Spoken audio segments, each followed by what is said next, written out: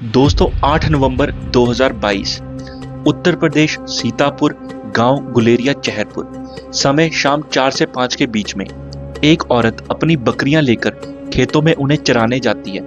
वहीं पे उस औरत को एक भूरे कलर का बैग दिखाई देता है। उस औरत को लगता है कि हो सकता है इस बैग में कुछ कीमती सामान हो।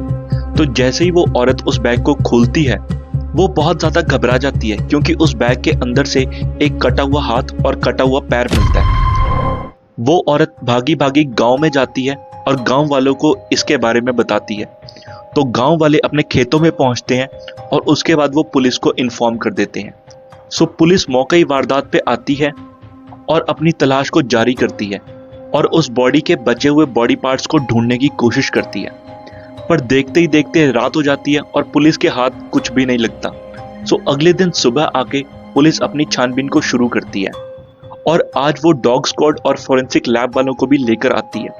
तो उनकी सहायता से पुलिस को धीरे धीरे सारे बॉडी पार्ट्स मिल जाते हैं, लेकिन पुलिस को उस शव का सर अभी तक नहीं मिला था।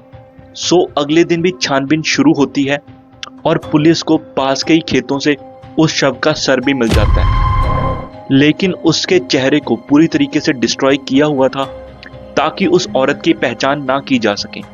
इसके बाद पुलिस स्टेशन में जाती है और एक स्केच वाले को बुलाकर लाती है और वो स्केच वाला उस शव को देखकर और उस औरत के फेशियल एक्सप्रेशन के बिहाफ पे एक स्केच तैयार करता है और उस स्केच को हर जगह डिस्ट्रीब्यूट किया जाता है। रेलवे स्टेशन पे, बस स्टैंड पे, पुलिस स्टेशन पे और अखबारों में भी दिया जाता है, लेकिन फिर भी कोई भी उसके बारे में कोई इंफॉर्मेशन पुलिस को नहीं देता। और तकरीबन 10 दिन के बाद रामपुर पुलिस स्टेशन में, जो कि सीतापुर जिले में ही पड़ता है, वहां पर एक बुढ़िया आके ये बयान देती है कि ये चेहरा उसकी बेटी से मिलता है। उसकी बेटी का नाम था ज्योति, जिसकी उम्र 38 साल की थी। उसकी शादी हो चुकी थी और उसकी बेटी के पति का नाम था पंकज। और उस औरत को लग रहा था कि उसकी बेटी के गायब होने के पीछे उसके दामाद यानी कि पंकज का हाथ है, क्योंकि पंकज भी 15-20 दिनों से गायब था और उसका फोन भी नहीं मिल रहा था। सो पुलिस पंकज के एड्रेस पे पहुंची तो वो देखती है कि उसके घर पे ताला लगा हुआ था। सो पुलिस उस ताले को तोड़ती है और घर में एंटर कर जाती है। वहां पे पुलिस को मिलता है खून से सना हुआ एक खंजर और एक कमरे में खून के निशान। सो पुलिस इस चीज को देखकर समझ जाती है कि हो ना हो ये कत्ल पंकज ने ही किया है। सो पुलिस पंकज की कॉल डिटेल्स को चेक करती है और उसके फोन नंबर को ट्रेस करती है और कुछ ही दिनों में पंकज भी पकड़ा जाता है। सो उसके बाद पुलिस पंकज से पूछताछ शुरू करती है और उसके बाद पंकज पुलिस को जो बताता है वो सुन के एक बार को आप भी घबरा जाएंगे। दोस्तों, वीडियो में आगे बढ़ने से पहले मैं आपको बताना चाहूंगा कि अगर आपको इस तरह की क्राइम स्टोरीज और क्राइम केसेस की वीडियो देखना पसंद है, थोड़ा सा सपोर्ट दिखाएं और आप वीडियोस को लाइक और कमेंट करें। सो चलिए अब स्टोरी में आगे बढ़ते हैं। सो थोड़ा सा जोर डालने के बाद पंकज पुलिस को ये बताता है कि वो एक केमिस्ट शॉप पे काम करता है और उसकी बीवी, जिसका नाम ज्योति है, जिसकी उम्र 38 साल है, वो एक सेक्स एडिक्ट थी, यानी कि उसको गैर मर्दों के साथ संबंध बनाना अच्छा लगता था और वो इस चीज की मानो एक तरह से एडिक्ट थी।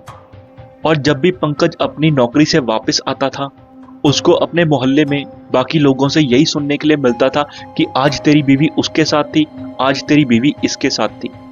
तो इन सब रोज के तानों से और समाज में हो रही बेइज्जती से पंकज बहुत ज्यादा परेशान हो गया था।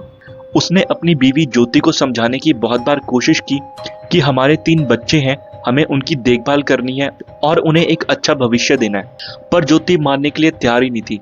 दरअसल ज्योति नशे की गोलियों का सेवन करती थी, जिसकी वजह से उसे आधे टाइम तो सुध बुध नहीं रहती थी और वो अपने घर से 10-10 दिन तक गायब रहती थी, जिस बीच वो गैर मर्दों के साथ संबंध बनाती थी और उनके घर पे रहती थी।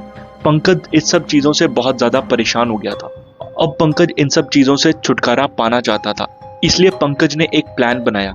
एक दिन पंकज ने अपने बच्चों को अपने रिश्तेदारों के घर पे भेज दिया और अपनी बीवी यानी कि ज्योति के खाने में नशीली गोलियां मिला दी, जिसकी वजह से वो बेहोश हो गई।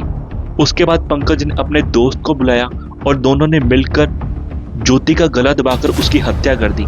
इसके बाद पंकज को डर था कहीं वो पकड़ा ना जाए, इसलिए पंकज ने ज्योति की शरीर के 6 छोटे छोटे टुकड़े करे और उनको 2 बैग में भरकर घर से निकल गया और वो अपने घर से 10 किलोमीटर दूर एक गांव में पहुंच गया जिसके खेतों में उसने एक बैग को फेंक दिया और थोड़ी दूर जाके उसने दूसरे बैग को फेंक दिया और वो सुबह होते ही अपने गांव लोना को लौट गया। दोस्तों, पंकज ने जब पुलिस को यह बयान दिया, ये सुनकर पंकज को पुलिस ने हिरासत में ले लिया और उसके ऊपर एक हत्या का मुकदमा फाइल किया, जिसके बाद पंकज को उम्र कैद हो गई और ये केस यहीं पे क्लोज हो गया। दोस्तों, पंकज ने जो कुछ भी किया वो बिल्कुल गलत था और मैं उसका सपोर्ट नहीं कर रहा, बट अगर आप एक शादी और एक रिश्ते में हैं तो आपको उसके मान मर्यादा का ख्याल रखना चाहिए और अपने पार्टनर को धोखा नहीं देना चाहिए। तो दोस्तों, सावधान रहें, सतर्क रहें। बाकी मिलते हैं नेक्स्ट वीडियो में। तब तक के लिए थैंक यू वेरी मच।